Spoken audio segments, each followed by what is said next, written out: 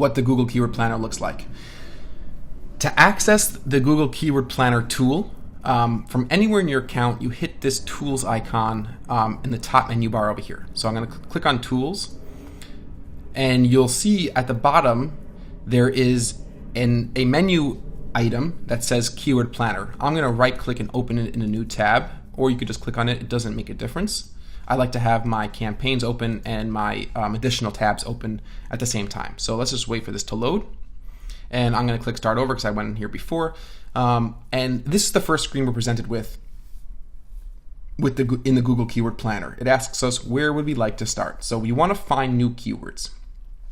And we want to be selecting, and we're going to almost always be selecting this first option, search for new keywords using a phrase, web sort, or category.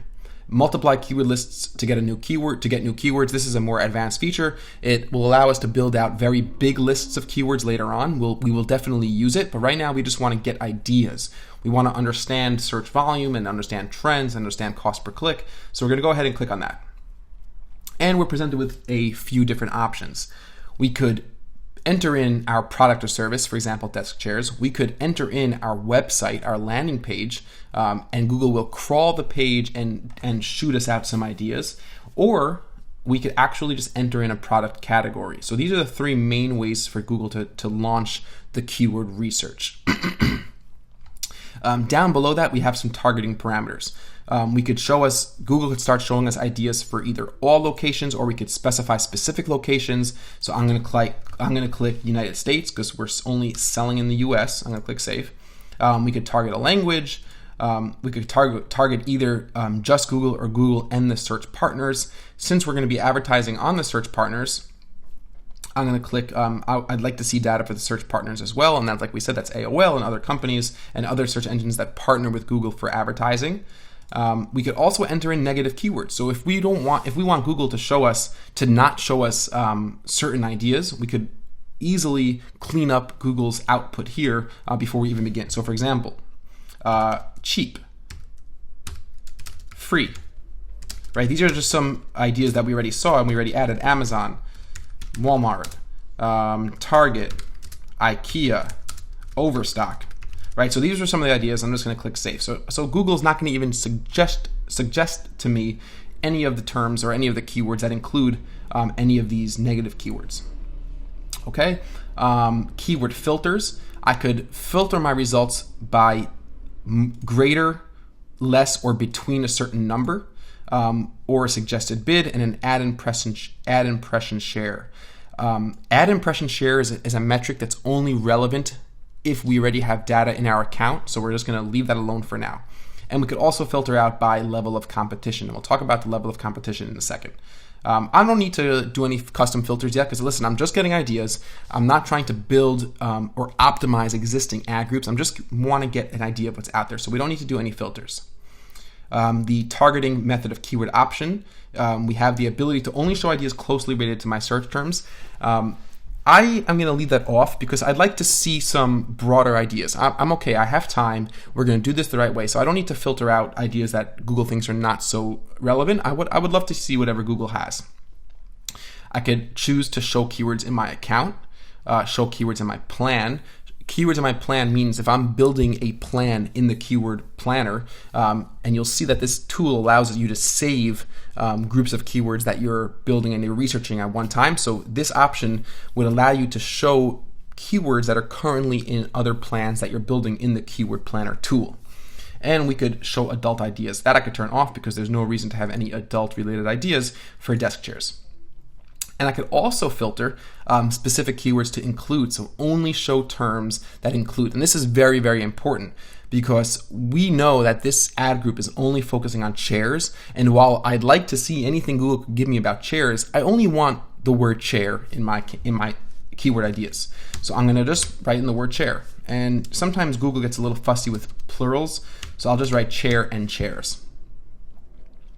And keywords to include. So we have a good amount of filtering, but we didn't do our top level yet. So I could either go ahead and copy and paste poppin.com/office-chairs, or I could just simply type in desk chairs, and that would be a good place to start. So once we're comfortable with our filters and our targeting parameters, and we could always go back and do this again and change it and compare and contrast. But at least for round one, once we're pretty comfortable with that, let's go ahead and click Get Ideas. And we are given a very, very robust and complicated looking set of data. But it's really not that complicated once you get a sense of it. Up here, we have search volume trends for the last 12 months. So we see an average monthly amount of searches for whatever keywords Google is suggesting to us down below. So in August 2014, when I roll over, 5 million searches. December, 6 million searches, so that was a very high time. July, looks like May was pretty low, 4 million searches, and October was pretty low, 4,166,000 searches. So we see trends throughout the year. It's a very, very cool thing because this will give you a sense of seasonality of your products. Are your products spiking in consumer interest during holiday season, during the summer months, when people are traveling, when it's warmer, when it's colder? It's very important to get a sense if you have severe ups and downs in the volume of your products throughout the year. So it'll help you manage and bid on your campaigns much more effectively. Further down below, we have two tabs. We have ad group ideas and we have keyword ideas. Ad group ideas are not actual keywords. These are ideas for ad groups. Google's suggesting that these could be individual ad groups, and the little parentheses with a number is how many keywords are in this ad group.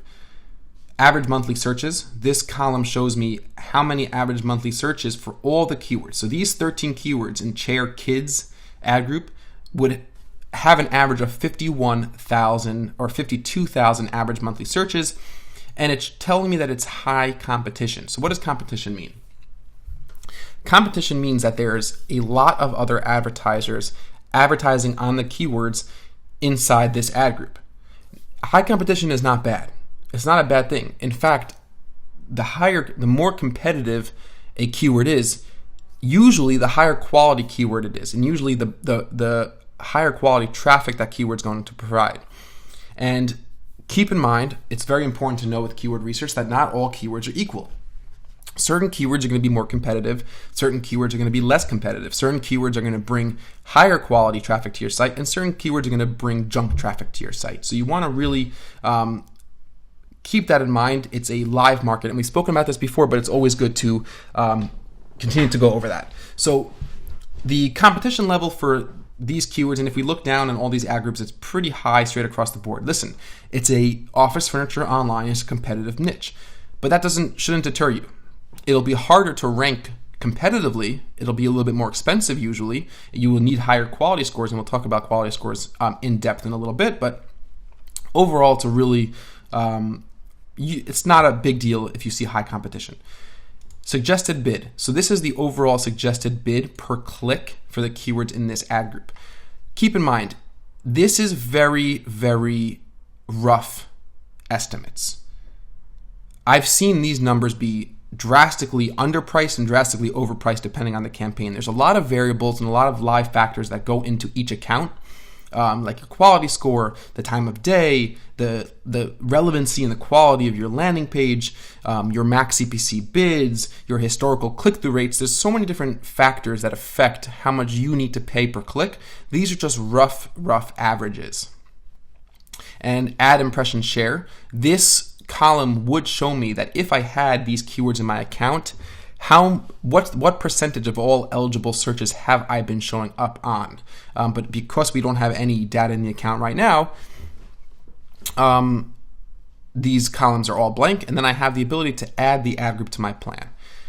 Now, down here we have the similar view as we have inside our actual campaigns view, data view. This is showing me that this screen I'm looking at 1 to 30 of 40 ad groups that they're giving me the ideas for. But I don't want to go ahead and just add an entire ad group with 13, 14, 16 keywords to my plan. I want to see keywords. I want to see the keyword ideas themselves.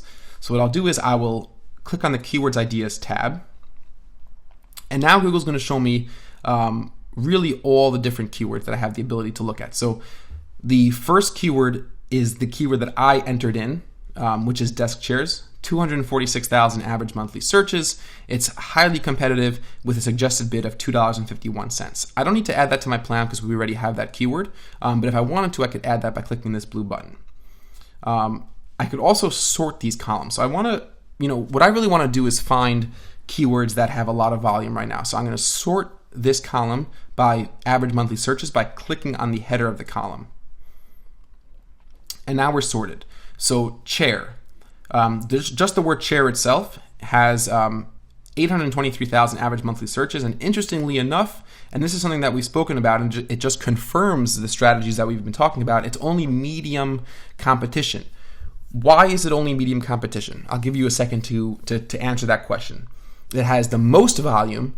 It has what looks like to be one of the cheapest costs per click. So why is it only a medium competition?